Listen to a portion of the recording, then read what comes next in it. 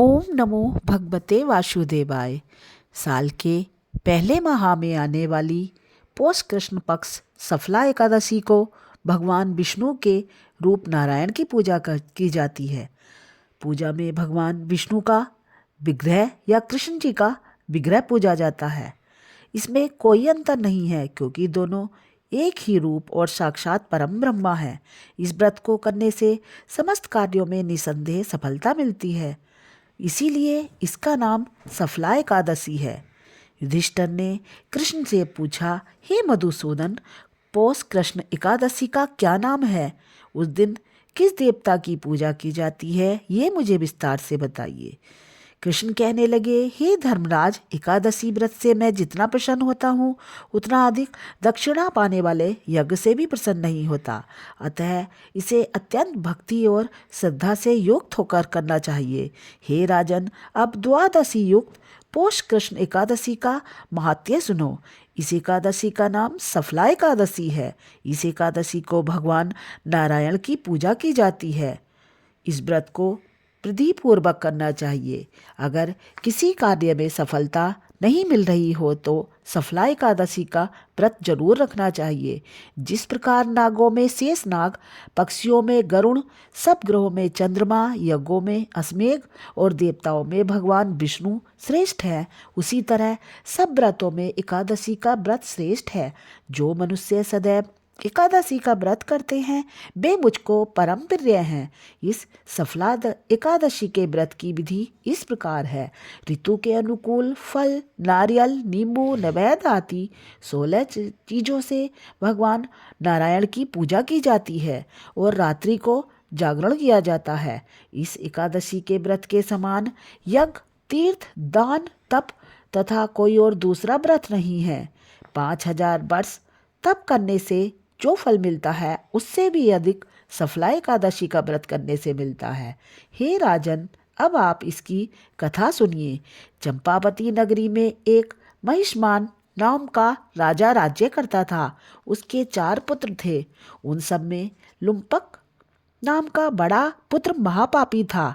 वह बहुत दुष्ट था, अपने पिता का धन नष्ट करता तथा देवता, ब्राह्मण और वैष्णवों की निंदा किया करता। जब राजा को अपने बड़े पुत्र के ऐसे कुकर्मों का ज्ञान हुआ तो उसने उसे राज्य से निकाल दिया। तब लुम्पक विचारने लगा कि अब मैं क्या करूं, कहाँ जाऊं। अंत में उसने चोरी करने का निश्चय किया। वह दिन को वन में रहता और रात को अपने पिता की नगरी में चोरी तथा अन्य कुकर्म करता। वह वन में रहकर पशु आदि मारकर खा जाता। राज्य कर्मचारी उसको इन कुकर्मों के कारण पकड़कर भी राजा के भय से छोड़ देते। उसी वन में एक अत्यंत प्राचीन विशाल पीपल का वृक्ष था जो देवताओं के समान पूजा जाता था। उसी वृक्ष के नीचे लुम्पक रहने लगा।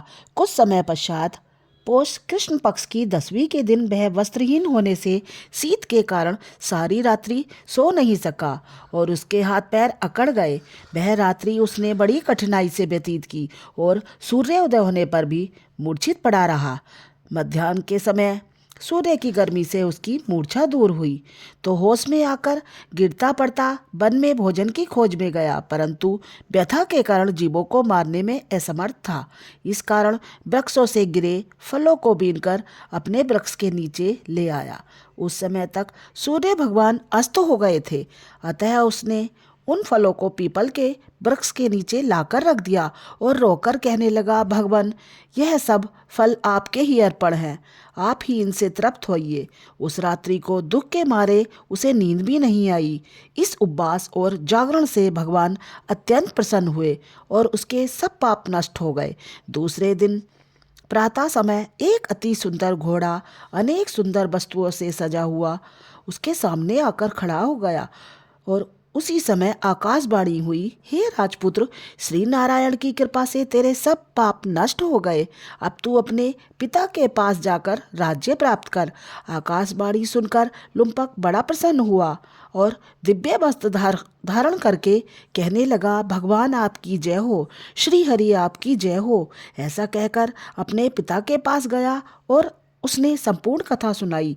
कथा सुनकर उसके पिता ने बड़ी प्रसन्नता से उसे समस्त राज्य का भार सौंपकर वन को प्रस्थान किया। अब लुम्पक शास्त्रानुसार राज्य करने लगा। उसके स्त्री पुत्र सभी नारायण के परम भक्त हो गए तथा वृद्ध होने पर भी वह अपने पुत्र को राज्य का कार्य सौंपकर तपस्या करने के लिए वन में चला गया और अंत में वैकुंठ को प्राप्त हुआ। अतः जो मनुष्य भक्ति पूर्वक सफला एकादशी का व्रत करते हैं उनको अंत में मुक्ति मिलती है। जो मनुष्य इस व्रत को विधि विधान से करते हैं उन्हें वैकुंठ का निवास मिलता है।